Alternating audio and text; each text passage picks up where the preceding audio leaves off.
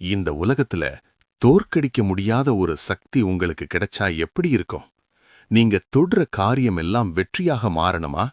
இல்ல உங்கள சுத்தி இருக்கிற கண்ணுக்கு தெரியாத தீமைகள்ல இருந்து ஒரு இரும்பு கவசம் உங்கள பாதுகாக்கணும்னு ஆசைப்படுறீங்களா? பிரபஞ்சத்தின் பேரரசனான அல்லாவுக்கு 99 பெயர்கள் இருக்கு. அதுல இப்ப நான் சொல்லப் போற இந்த 3 பெயர்களை மட்டும் குறிப்பிட்ட முறையில ஓதிட்டு வந்தா உங்க வாழ்க்கையில நீங்க கற்பனை செய்யாத அற்புதங்கள் நடக்கும். அந்த ரகசிய பெயர்கள் என்ன? எப்ப ஓதணும்?